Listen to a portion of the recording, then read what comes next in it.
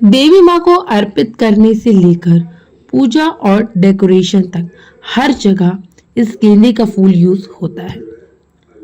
गेंदे का फूल अपनी संस्कृति में बहुत महत्व है। आज मैं आपको सिंपल स्टेप्स में बताऊंगी जिससे आप अपने गेंदे के फूल उगाकर अपने घर को खुशबू और रंगों से भर सकते हैं।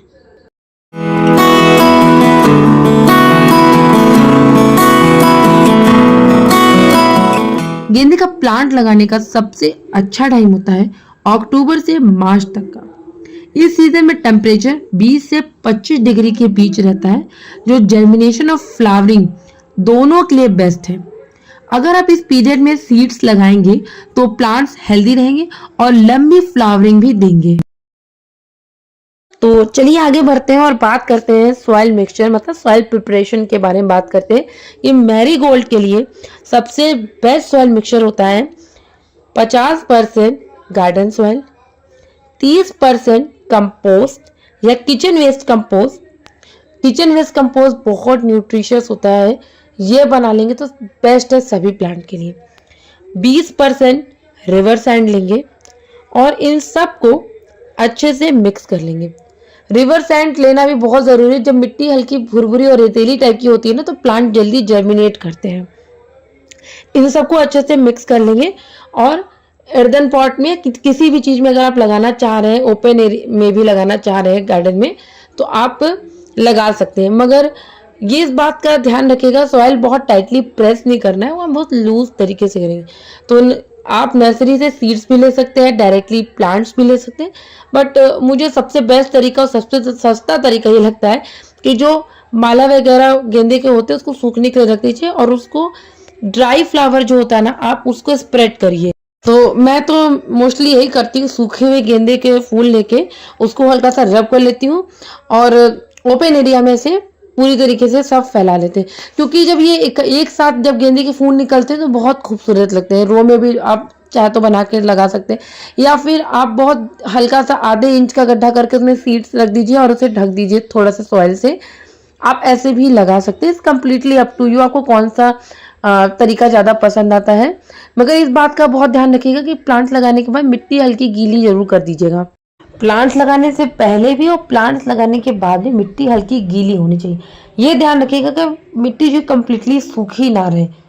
तो अब बात करते हैं हम लोग वाटरिंग की, पानी कितना देना है। जब आप सीड्स को डायरेक्टली प्लांट में लगाएंगे तो स्टार्टिंग में हल्का सा पानी देना है। उसके बाद जब मिट्टी का टॉप लेयर ड्राई रहे तब आप पानी दीजिएगा। मगर इस बात का ध्यान रखिएगा मिट्टी कम्प्लीटली ड्राई ना हो, लेकिन ज्यादा पानी भी आपको नहीं देना है। तो आप देखेंगे 10 से 15 दिन में जर्मिनेशन होना भी स्टार्ट हो जाएगा अगर आप अच्छे तरीके से पानी भी दे रहे हैं।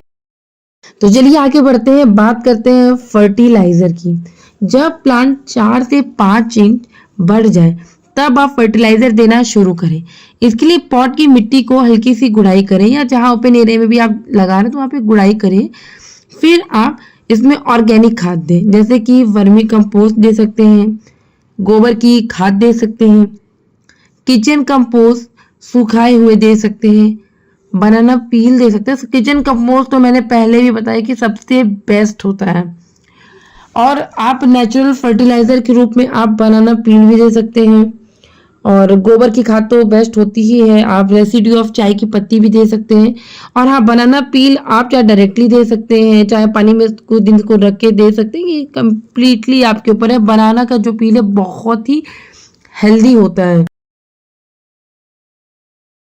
मैरीगोल्ड को डेली 7 से 8 घंटे की डायरेक्ट मॉर्निंग सनलाइट देनी चाहिए। अगर आप इसको पूरी तरीके से शेडी एरिया में रखेंगे ना तो फ्लावरिंग कम होगी और प्लांट सर्वाइव भी मुश्किल से करेंगे। इसलिए हमेशा ओपन एरिया में लगाएं जहां डायरेक्ट धूप हो, हल्की हवा और लाइट भी कंप्लीटली आती रहे। तो आप देखेंगे बहुत जल्दी ही फ्लावर्स ग्रो भी करेंगे। कभी कभी मैरीगोल्ड के प्लांट्स में डिजीज लग जाता है या इंसेक्ट्स अटैक कर देते हैं, जिसकी वजह से प्लांट सरवाइव नहीं कर पाते हैं। इसलिए प्लांट्स को एफिड, व्हाइट फ्लाइज और इंसेक्ट से बचाने के लिए नीम ऑयल का स्प्रे बहुत इफेक्टिव होता है। इसके ऊपर मैंने प्रॉपर वीडियो अपलोड की हुई है, आप चाहे तो वहां से देख सकते हैं कि किस तरीके से आप नीम ऑयल का स्प्रे करें। चलिए बात करते हैं फ्लावर की केयर की। अगर आप चाहते हैं कि आपके मैरीगोल्ड के प्लांट में भर भर के फूल आए तो ध्यान रखिए कि ड्राई या सूखे हुए फूल को रेगुलर हटाते रहें। साथ ही प्लांट्स को पिंचिंग भी करते रहें। छोटा या बुशी बनाते रहिए। इससे नए नए बर्ड्स तेजी से आएंगे और फ्लावरिंग सीजन लंबा हो जाएगा। तो इन सब स्टेप्स को आप जरूर फॉलो करें। अगर प्लांट्स को सही केयर और प्रॉपर न्यूट्रिशन मिलेगी तो आप देखेंगे कि कुछ ही समय में छोटे छोटे प्लांट्स अपने आप ग्रो करने लगेंगे और छोटे प्लांट्स में ही फूल भी लगने लगते हैं। इस स्टेज में आपको बेस्ट रेगुलर वाटरिंग, सनलाइट और केयर देनी चाहिए ताकि फ्लावरिंग कंटिन्यू रहे। तो दोस्तों आज हमने देखा कि कैसे गेंदे के फूल को हम ग्रो करते हैं। ब्लूम तक का मैंने आपको पूरा सफर दिखाया है। हमने सारी पॉइंट्स को कवर किया है। बेस्ट टाइम्स, अक्टूबर मार्च, प्रॉपर सॉइल मिक्स, सारी चीजें। अगर आप इन सिंपल स्टेप्स को फॉलो करेंगे तो आपके प्लांट्स हेल्दी और ग्रोथ भी अच्छे से करेंगे और फूल भी भर भर के आएंगे। तो मैरीगोल्ड सिर्फ गार्डन को खूबसूरत नहीं बनाता बल्कि फेस्टिवल को पूजा में पॉजिटिविटी और शांति लेके आता है।